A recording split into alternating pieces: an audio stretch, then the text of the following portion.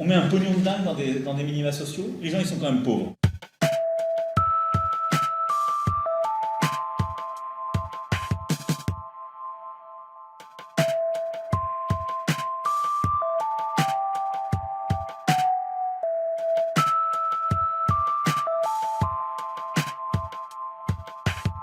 On la connaît par cœur, mais on va la re-regarder.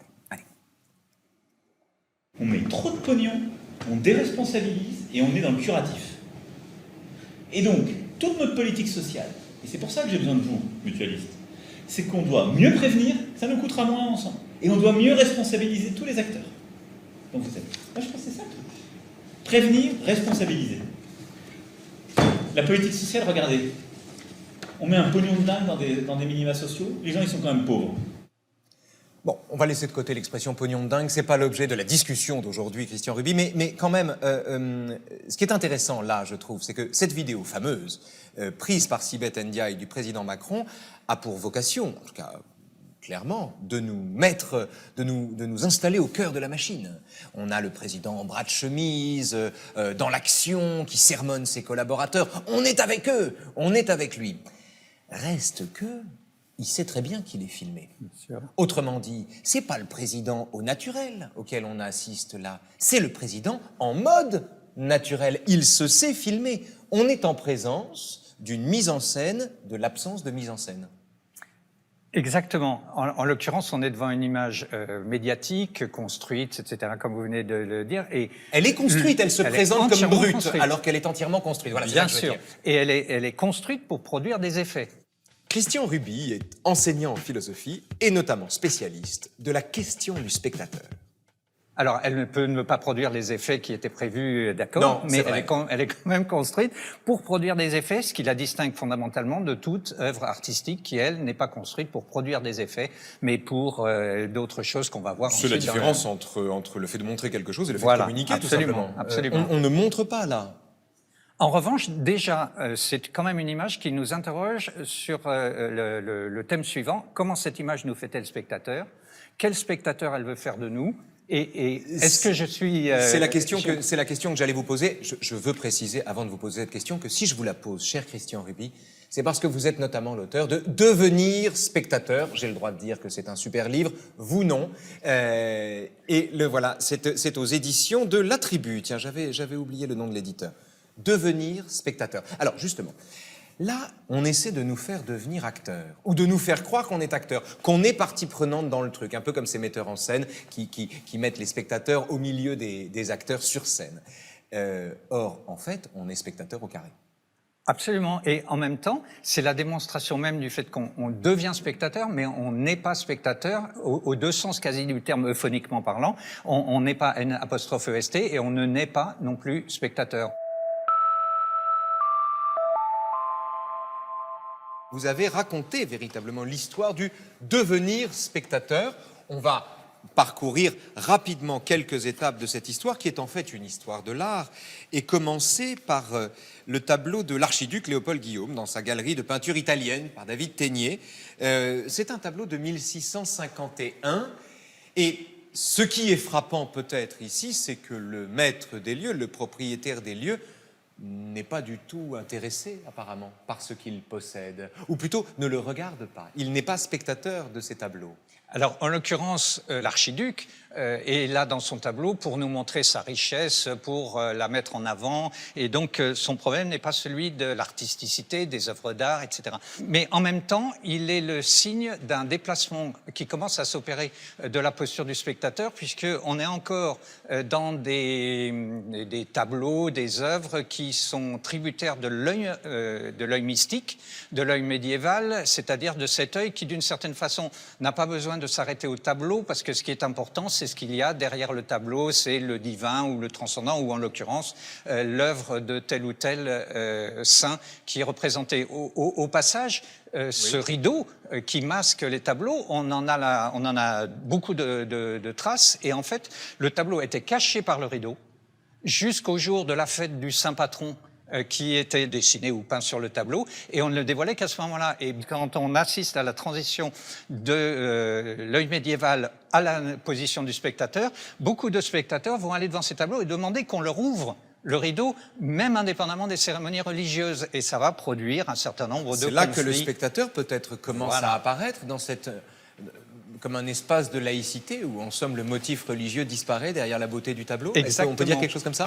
Parce qu'on est au XVIIe, donc le spectateur est émergent, c'est une figure émergente. Alors, il émerge sous la forme d'un schème pratique, c'est-à-dire que il y a des attitudes qui sont suscitées par les œuvres, bien sûr, et tout le système de la perspective, mais le spectateur dans une position spectatoriale. Donc, c'est à lui de rentrer dans le tableau. Nous sommes 100 ans plus tard.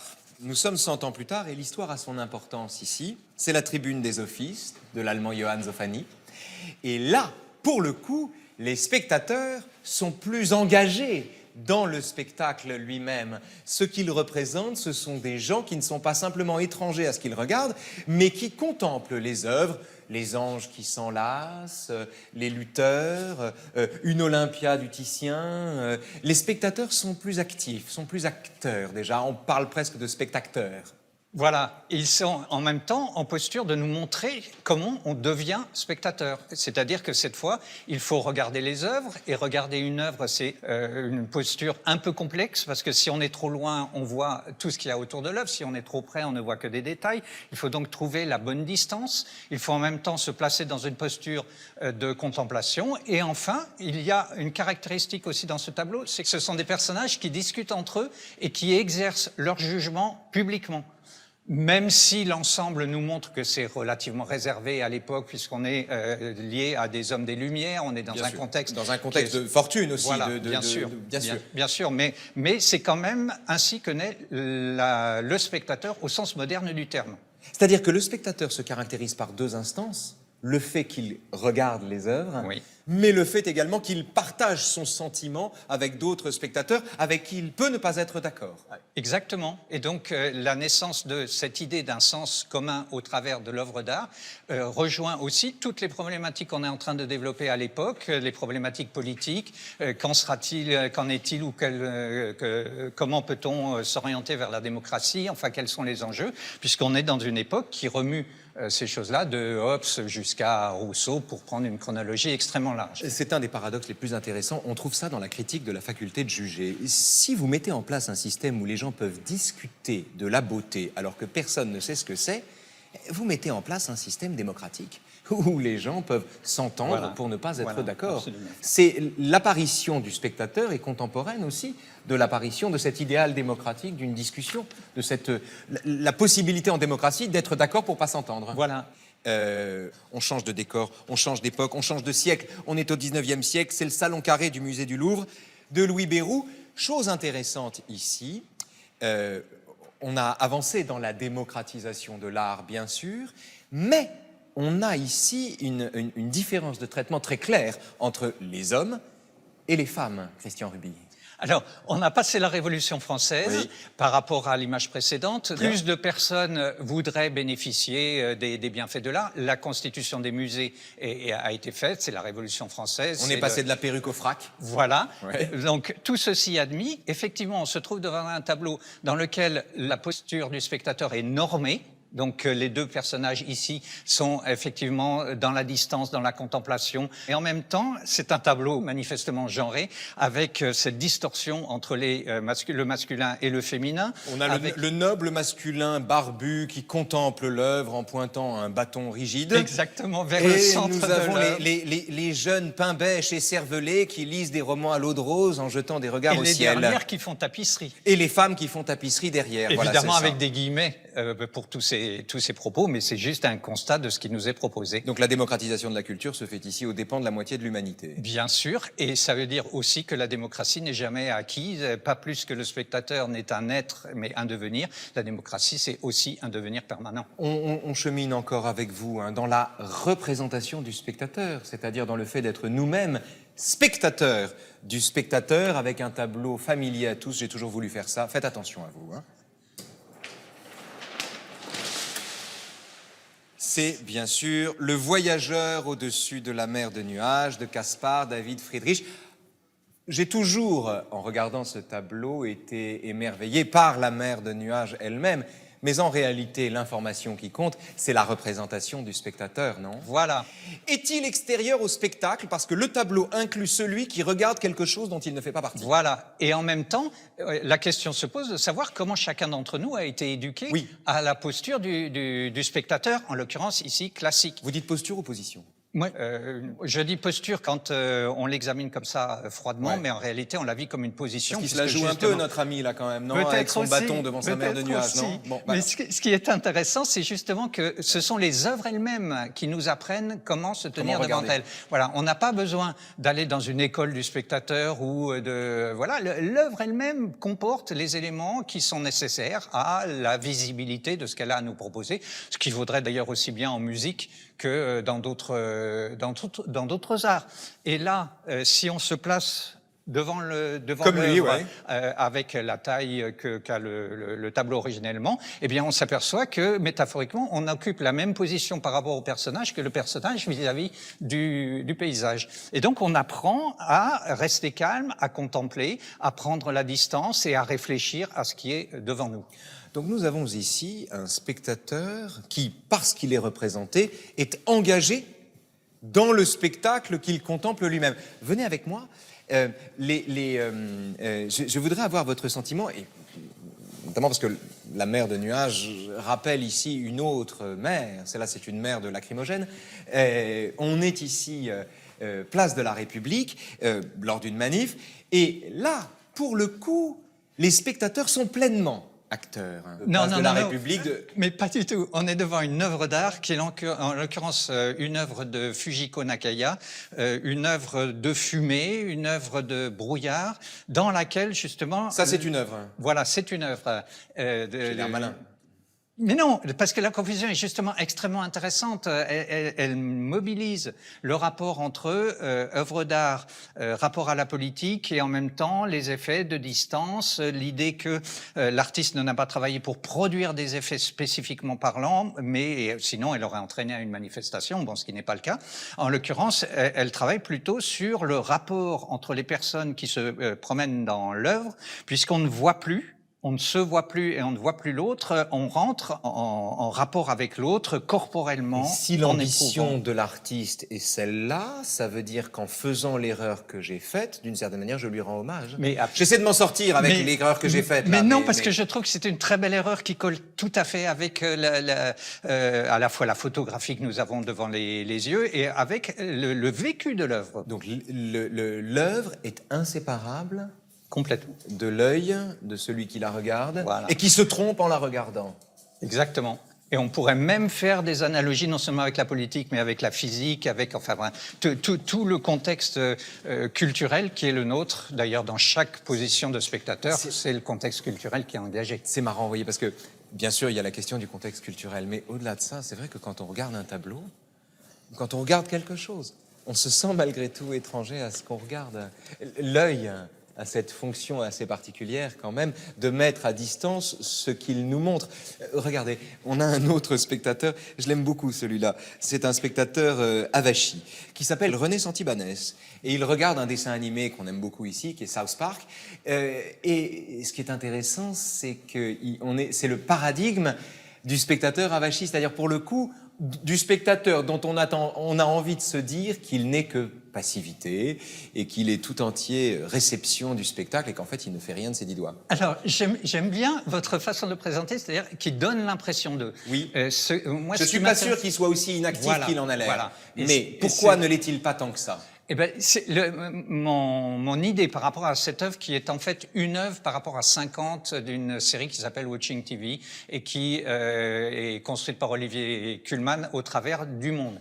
Ce qui le montre très très bien, c'est que lorsqu'on regarde le petit tableau qui est juste au-dessus du jeune homme, en fait, il y a le reflet bleu de la télévision qu'il est en train de regarder. Ah, sur le tableau, bien sûr. Voilà, mais ce qui m'intéresse dans l'affaire, c'est que ce tableau suscite tous les commentaires sur le côté désastreux de nos jeunes générations, des milléniums, etc. Avachis, ils sont avachis. etc. Et alors que, en réalité, aucun spectateur, entre guillemets, parce que là, on n'est plus dans le cadre du spectateur, mais aucun spectateur n'est passif. devant une image. Il y a toujours une réflexion qui se constitue, il y a toujours un rapport au sensible, à l'espace, au temps, à la manière dont les choses sont construites, qui fait qu'il y a de toutes les façons une activité. Et ce qui m'intéresse, c'est justement d'essayer de contredire le discours sur la passivité du spectateur aujourd'hui, parce que je pense que non seulement ça n'est pas justifié, ça n'est pas avéré, mais tous les artistes font des efforts gigantesques pour justement décaler toujours la position du spectateur. Ce qui est étonnant quand même, c'est que tout à l'heure, on avait le spectacle donc d'Emmanuel Macron en bras de chemise, etc. Et on avait l'illusion d'être avec lui dans le moment où il faisait ses recommandations, ses collaborateurs. En réalité, on était rendu très très loin du spectacle, on était mis à grande distance. Là, on a exactement l'illusion que le type est aux antipodes du spectacle qu'il regarde. En réalité, il est partie prenante. Voilà, c'est tout le paradoxe de la question du spectateur, et c'est justement ce paradoxe qui m'intéresse, avec toutes les contradictions, les tensions que les artistes contemporains introduisent dans cette question du spectateur, et notamment la distance qu'ils prennent avec le côté normatif de ce qu'on apprend lorsque, par exemple, on fréquente des écoles du spectateur, où en fait on vous apprend à être un spectateur comme si c'était une donnée figée, définitive et autre. Alors que sans cesse les choses bougent, sans cesse le rapport à l'espace, au temps, au sensible, à son propre corps change, et donc on est toujours dans un devenir. Raymond Aron, le grand Raymond Aron, avait forgé en son temps l'oxymore pour qualifier sa propre démarche de spectateur engagé. Et à vous entendre, Christian Ruby, on se dit que ça n'est pas si contradictoire, en somme. Anne Niva est reporter de guerre et lauréate du prix Albert Londres en 2000. Anne Niva, vous êtes notamment l'auteur d'un livre que moi je trouve remarquable, que j'ai lu plusieurs fois, Chienne de guerre. Et je veux dire ici d'ailleurs que ceci est votre photo. C'est vous, déguisé en Tchétchène, vous avez couvert le conflit tchétchène. Là, à il y la a fin déjà du l'idée XXe de siècle. spectateur engagé. Justement, la représentation que vous donnez de vous-même là, c'est la représentation de quelqu'un qui, pour montrer le spectacle de ses horreurs, a besoin de se déguiser, de s'engager. C'est-à-dire que, mais il y a un paradoxe, c'est-à-dire qu'au moment où cette photo a été prise, j'étais dans l'action sur le terrain. Et le but, en prenant cette photo, c'était pas qu'elle termine sur une couverture d'un livre. Je ne savais pas que j'allais en faire un livre. Mais ensuite, a posteriori, à réflexion, l'éditeur s'est dit, voilà la représentation de toi, la spectatrice engagée, et on va l'utiliser pour cette couverture. Donc, mais vous venez de dire que ce qu'il faut trouver, c'est la bonne distance. C'est justement rester à sa place. C'est cela, selon moi, la bonne distance. Je ne suis ni russe ni tchétchène, je suis un regard extérieur, mais je suis avec eux physiquement sur le moment. J'ai les mêmes risques qu'eux, mais évidemment que pour tenir ce risque, pour pouvoir avancer, je dois me persuader, mais je crois que c'est instinctif, que je ne risque rien. Mais là n'est pas la question. Mais je pense que la question, c'est celle du spectacle. Moi, j'essaye de me voir par-dessus moi-même, finalement, quand je suis sur le terrain en train de vivre quelque chose, pour justement m'impliquer, mais pas trop. C'est toute la question. La bonne distance. Pardon, mais on est exactement dans une problématique comparable. La bonne distance par rapport au tableau. L'implication, mais pas trop. L'inévitable implication, qui n'est pas une confusion non plus. Donc cette bonne distance, on la retrouve sur un terrain de guerre. Mais du coup, est-ce qu'on ne ferait pas mieux de parler d'observateur que de spectateur, ou comment est-ce qu'on répond à C'est-à-dire que je suis les deux, vous avez raison, dans la guerre. Parce qu'en même temps, je l'observe, puisque je suis là, mon seul but, c'est de la montrer. Vous l'avez dit au début de l'émission. Il faut montrer les choses. Moi, je ne démontre rien, je montre. Il me semble que c'est déjà suffisant. Mais pour montrer, il faut être sur place. Et quand on est sur place, on est obligé de participer sans vraiment participer. C'est-à-dire, je ne participe pas à la guerre qui est en cours, mais en même temps, le fait que j'y sois physiquement montre que j'y participe. Écoutez vous-même. Dans la nuit noire, un brasier orangé flamboie en permanence du côté des faubourgs sud de la capitale tchétchène. Les avions lâchent leurs bombes. Après un ample virage au-dessus des habitations, de loin, le spectacle meurtrier est grandiose. C'est étonnant comme phrase. Mais il faut le dire. Ce qui est étonnant, c'est à la fois la blancheur du style, la neutralité presque du style, et le fait que, effectivement, c'est beau. Le spectacle est grandiose. C'est beau. Dans les Voyages au bout de la nuit, Céline décrit comme ça les villages qui finissent de flamber comme des petites fleurs dans la nuit. Mais il faut le voir pour oser le dire. C'est ça. Et je n'ai pas peur de le dire, et je le sens à chaque nouvelle guerre depuis, parce que malheureusement, il y en a beaucoup d'autres qui ont suivi, et les guerres que j'ai couvertes ne sont pas terminées, mais le spectacle de la guerre est toujours grandiose. Et on sent une espèce d'envie, mais ça c'est un autre thème presque philosophique, cette espèce de désir qu'a l'être humain d'aller vers le danger, d'aller vers les choses qui se passent, et en même temps, aujourd'hui, on les regarde en étant tranquillement chez soi. Mais moi, à quoi je sers ? Le journaliste si décrié aujourd'hui, à quoi il sert ? Eh bien, il sert justement à être celui qui, tout en restant à sa place, montre, sans démontrer. Et ce que je montre est souvent un spectacle, que ce soit au fin fond de la guerre ou que ce soit ici en France. La roquette russe est tombée droit sur une ferme, à 5 maisons de la nôtre. Elle a tout détruit. Une famille de 8 personnes a péri. Riamzan, le fossoyeur, est déjà sur les lieux. Un attroupement s'est formé autour de la maison en flammes. On en a déjà extirpé quelques corps, 4 enfants. Les hommes arborent une mine sombre, les femmes s'essuient les yeux avec le coin de leur foulard, les enfants se sont arrêtés de jouer et contemplent la scène, personne ne dit mot. On dirait du Meursault, enfin, c'est vraiment, il y a une blancheur dans l'expression qui est au service de ça. Ça fait très longtemps que je l'ai pas relu, mais... Vous avez tort. Mais ça m'émeut, oui, ça m'émeut, mais c'est vrai que moi je pense que quand on est dedans, donc je repense à cette idée d'observateur, spectateur, moi je n'ai d'autre but, sinon je n'ai aucune raison d'y être, je n'ai d'autre but que celui de raconter ce qui est en train de se passer, de raconter le réel. Ça, c'est encore une autre idée. Où est le réel ? Où est ma construction du réel ? Mais le fait est que ma seule légitimité, c'est d'y être et de pouvoir trouver les mots pour le raconter. Mais comment est-ce qu'on se fait le réceptacle de ce qu'on voit sans le filtrer par ses propres passions ? Sans soudain montrer ce qu'on a envie de montrer, quoi. Mais on peut pas, on est paralysé. On est absolument paralysé par ce que l'on voit. Pourquoi ? Parce qu'on a peur ou parce qu'on est impressionné ? Mais on a peur, bien sûr. On m'a posé cette question, ça fait 20 ans qu'on me la pose. Mais j'avais peur à ne plus pouvoir avaler ma salive, à ne plus avoir même de salive. Mais Vous saviez que vous étiez en danger ? Jamais avant que ça se produise. D'accord. Et jamais avant, parce que sinon on recule. Je n'ai jamais reculé. Mes rédacteurs en chef me disaient, si tu penses que ça va mal se passer, recule. Mais ça n'est pas possible avant que ça se passe. Et on ne sait jamais ce qui va se passer. Mais ce qui se passe, c'est le spectacle de la vie humaine. Moi, c'est ça que je raconte dans mes livres et dans cette guerre qui est la pire que j'ai eu à couvrir. C'est cette vie humaine qui continue dans la guerre.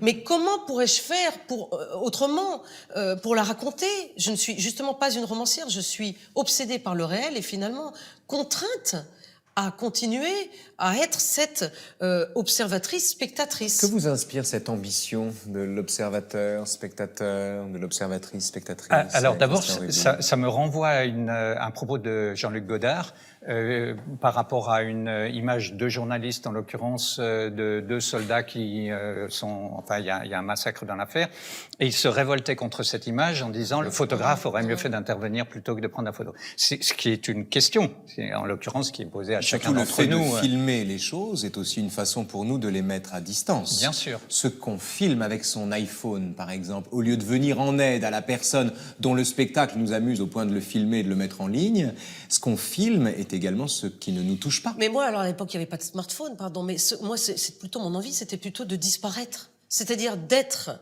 présente dans la scène que j'étais en train de vivre, dans cette réalité. Mais de vous y fondre. Et de m'y fondre tellement qu'on m'oublierait. Oui, oui. Bien sûr. Non, mais la phrase de Godard est une interrogation. Beaucoup après, Godard l'assume comme il veut.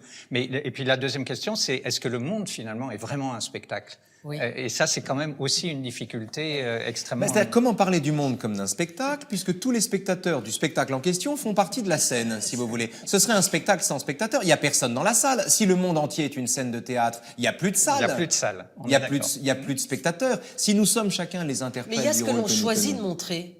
Et ce que l'on montre et ce que l'on ne montre pas. Moi, dans la guerre, j'ai pas tout vu. Oui, oui. J'ai vu seulement ce qui s'est passé au moment où j'étais là. Moi, j'ai toujours dit que je ne prétendais pas comprendre sur le moment ce qui était en train de se passer. Mais ça n'est pas si important que cela. L'important, c'est déjà pour le ramener avec moi et le faire partager par d'autres, parce que c'est quand même ça le but du spectacle, entre guillemets, médiatique. En tout cas, moi, c'est comme ça que je conçois mon métier de journaliste. C'est que je sers à aller voir certaines choses, puisque je suis journaliste de terrain, que d'autres ne voient pas. ensuite, à d'autres que moi, peut-être, d'utiliser ce que j'ai vu ou ce que j'ai rapporté en tant que passeuse d'informations pour le comprendre ou le faire comprendre. Et ensuite, chacun le comprend comme il peut. C'est cette liberté, à mon sens, phénoménale de travailler avec le réel, de ne pas le construire. L'expression que vous avez employée innocemment résume l'ensemble. Vous avez parlé de liberté phénoménale. Or, on est ici en présence d'une expérience de liberté face à des phénomènes, ce qui en grec signifie ce qui apparaît. L'enjeu est de trouver sa liberté face à ce qui apparaît. Merci à tous les deux, c'était passionnant de parler avec vous. Merci. Venez avec moi, Merci venez, beaucoup. venez. Dedans, dehors donc, est le spectateur. Ce que l'œil met à distance, le reste du corps nous en rapproche.